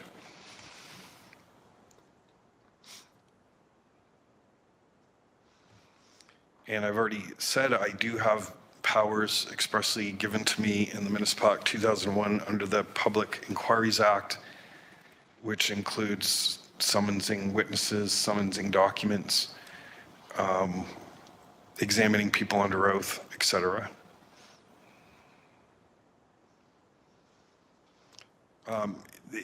The complaint process says I'm supposed to decide whether to conduct an inquiry within 60 days.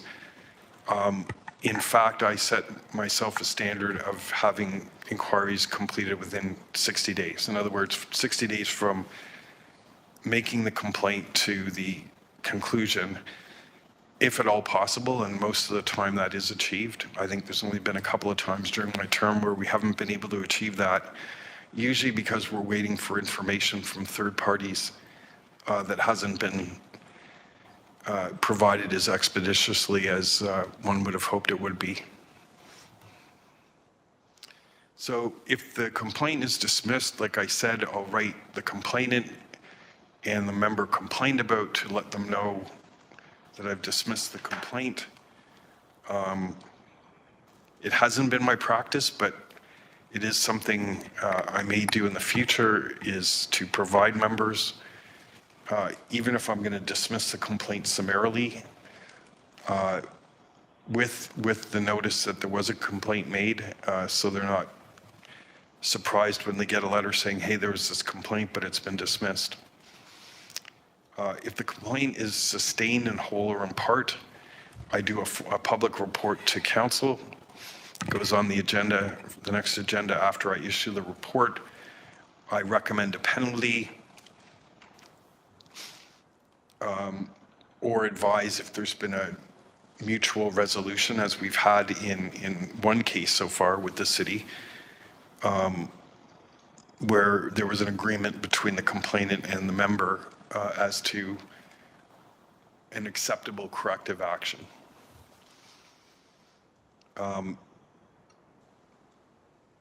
And I can recommend penalties up to a 90-day suspension. We'll get to that. I can also recommend no penalty even if there is a contravention, if the member took reasonable steps to prevent it, and the contravention was trivial, inadvertent, or committed because of a good faith error in judgment.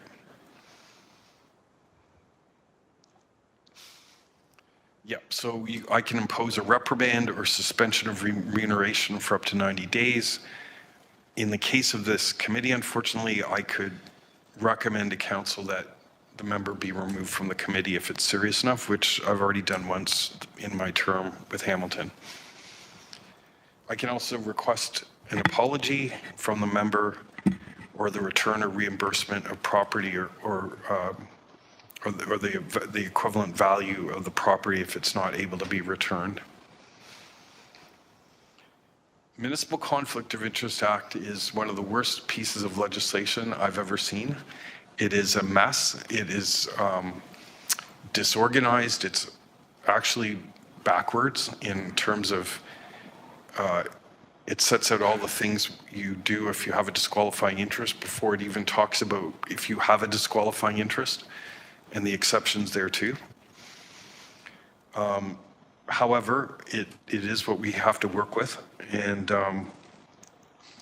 the other shocking thing about the legislation is even though it prohibits pecuniary interests, it precludes involvement in a matter. If you have a pecuniary interest, that term pecuniary interest is not defined in the legislation. The other very surprising to lay people aspects of the Municipal Conflict of Interest Act is it's not just a personal pecuniary interest that matters. It is if a relative, your spouse, your children, your parents, people connected to you in a close way, if they have an interest that you know about, you have a pecuniary interest indirectly, and that qualifies as a disqualifying interest under the Municipal Conflict of Interest Act. The same goes with corporate and partnership interests. If you are a partner or a significant shareholder in a corporation that has an interest in a matter, you are deemed to have an interest in the matter. There's all sorts of indirect interests that are caught by the Municipal Conflict of Interest Act, so that's why it's important for you to turn your mind if an issue comes up, not just to your own personal circumstances, but those of family members and businesses and business associates. Also memberships. There's a Superior Court of Ontario decision upholding an Integrity Commissioner ruling that being a member of an Indigenous band constitutes a member for the purpose of the Municipal Conflict of Interest Act, precluding the member from voting on anything to do with relationships between that band and the municipality.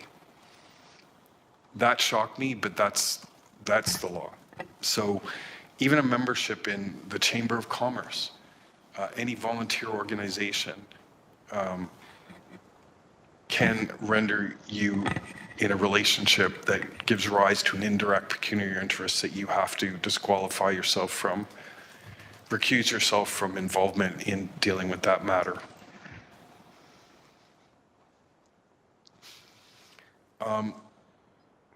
So it's the matter being considered. It's not necessarily the person bringing forward the matter. It's the matter being considered that you have to turn your mind to whether you have a direct or indirect pecuniary interest in.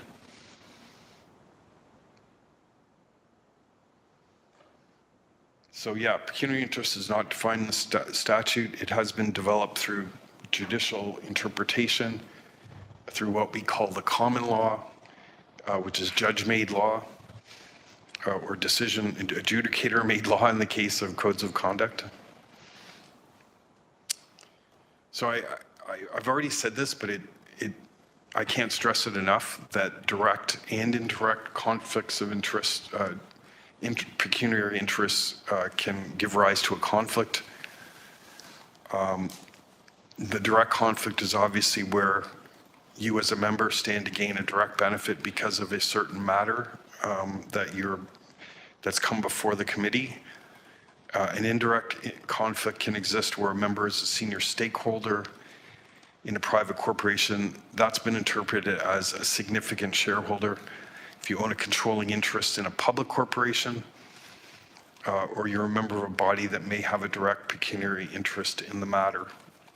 So member of a body, keep that in mind in terms of any volunteer organizations or other organizations you may be a member of. It applies to other partners, interests of other partners of yours in a business, your employer if you're employed, and of course to parents, spouses, children of the member if the member is aware of their association with the matter that's before the committee.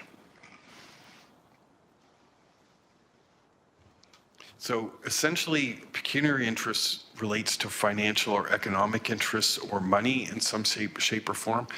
And I want to be clear here, this is for the purpose of the Municipal Conflict of Interest Act. where there are very serious penalties for violation, including removal from office. Under the code, there's a broader definition, as we've seen, of a disqualifying interest. It can be that pecuniary interest that you have under the MCIA, or it can be a lesser interest. So it's broader than just the MCIA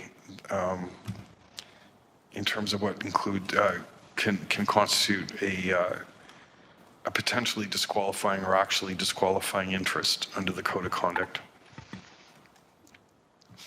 So just a couple of examples. I mean, we could go on for hours with examples of what's been found to constitute or not constitute a conflict of interest. But an example is influencing or participating in decisions of council to locate a municipal development near a property. And that was a real case where a guy owned a sporting goods store that sold a lot of hockey equipment. Municipalities considering a number of possible sites for a community center that would have skating rinks for hockey, and that sports store owner was a vociferous supporter of the community center going in across the street from where his business was located, and that was found to be a conflict. Another example, if you're a member of a Chamber of Commerce and you vote on a resolution to give a grant to the chamber, that is a conflict. You're a member of a body that has an interest in the matter, and therefore you indirectly have an interest in the matter, and you have to recuse yourself from that discussion.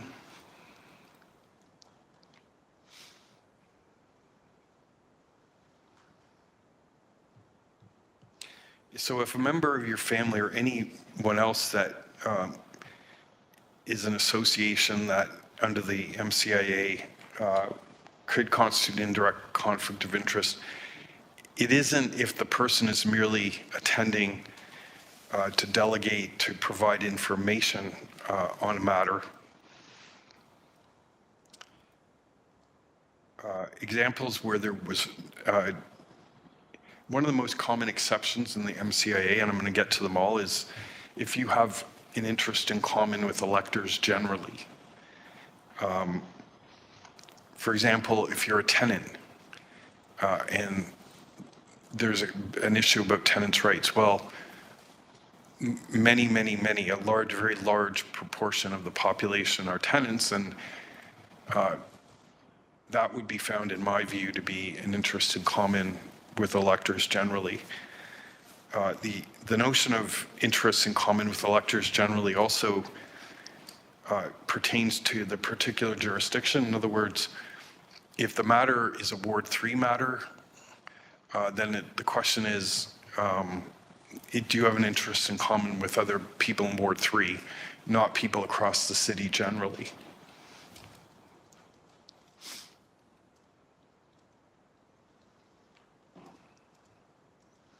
Yeah, so where a matter being considered only affects part of a jurisdiction, electors generally means those electors within the affected area. And I wasn't picking on Ward 3, wherever Councillor Nan is. It just happened to come up today, so it's the first thing that popped into my head. So exceptions to under the MCIA, this is to a pecuniary interest, not a non-pecuniary interest that could be a conflict that we talked about earlier. But for a pecuniary interest, using public utility services is an exception. Receiving benefits on terms common to others, that's a very common exception. I've already dealt with what that means. Purchasing or owning a debenture of the municipality, making a returnable deposit to the municipality, having an interest in property affected by statutes related to local improvements, having an interest in farmland with some statutory tax exemptions, being eligible for election or appointment where council may fill such vacancy. That just came up, as a matter of fact, where there was a vacancy created on a regional council somewhere, and the person wanted to know if they had to recuse themselves when they wanted to put their name up for appointment by the local council to that regional council, and there was no conflict due to that section. because it's about election appointment to fill a vacancy by council. Being a senior officer of a corporation incorporated to carry on municipal business is an exception. Receiving remuneration as part of a volunteer fire brigade, having a pecuniary interest in common with electors generally, and having an interest so remote or insignificant it is not likely to be of influence. That's another one that frequently comes up for consideration when we're dealing with conflicts of interest. How significant is this interest? And it's sort of the same balancing act under the Code of Conduct in determining if it's a non-disqualifying or a disqualifying interest. How remote or insignificant or significant it is going to dictate whether there's a conflict or not. So if you do have a conflict of interest, you have to disclose the interest at the meeting where the matter is being considered. You then cannot discuss, vote, or otherwise attempt to influence fellow members on the voting. If the meeting is closed where the matter that you have the conflict with is in camera, you have to leave the meeting.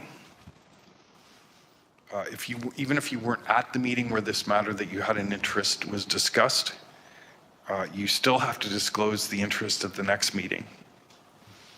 That's in the Act. Why you have to do that, I do not know. After disclosure, the member files a written statement of interest with the clerk. Disclosures are to be recorded in meeting minutes, and statements are available to the public through a local registry.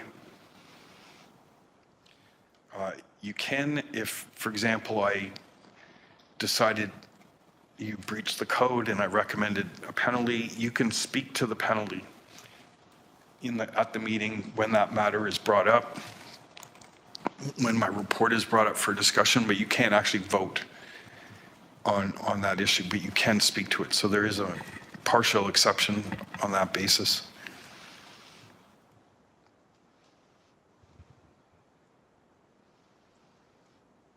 So if a person thinks that a member is in conflict of interest, whether it be a fellow member, staff, or a member of the public, they can ask the Integrity Commissioner. It used to be that if a person wanted to bring a conflict of interest complaint against a councillor or a member of a local board, they had to actually file an application to the Superior Court themselves. The Municipal Act was changed to provide that a person can make a complaint under the MCIA to the local Integrity Commissioner. We then conduct an inquiry to decide whether there's been a conflict of interest in our opinion.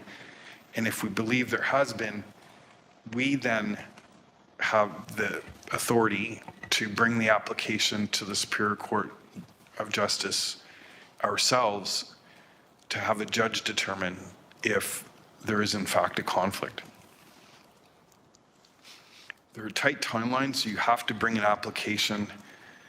So you have to ask the Integrity Commissioner to bring an application within 6 weeks after the alleged contravention was discovered. And then there's an ultimate limitation period of 6 years, regardless of when you discovered the conflict. And I have 6 months, it's 180 days to investigate the interest again. It would be rare that it would take me more than 60 days to complete a report on a Municipal Conflict of Interest Act request for an application. So that's the end of the prepared portion of the presentation, but I invite any questions that anyone might have. Councillor Tattison, go ahead. I just wanted to seek clarification. I don't have my hearing aids in today. I think you said 6 years. You meant 6 weeks?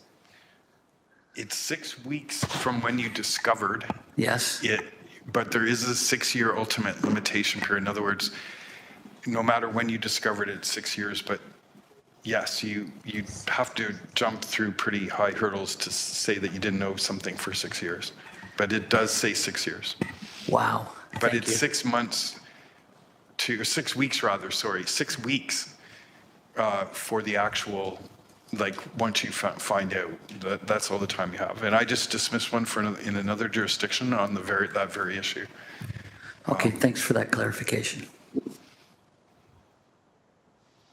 I'm not seeing hands up for questions at this time, although take a short breath. Not seeing them. Thank you so much for your presentation today and for giving us this training and advice on your role. All right. Thank you very much, Mr. Chair, and thank you, members of the committee. At this point, we need a mover and seconder to receive the presentation. Councillor Huang, Member Kirkby. All those in favor of receiving the presentation that was delivered?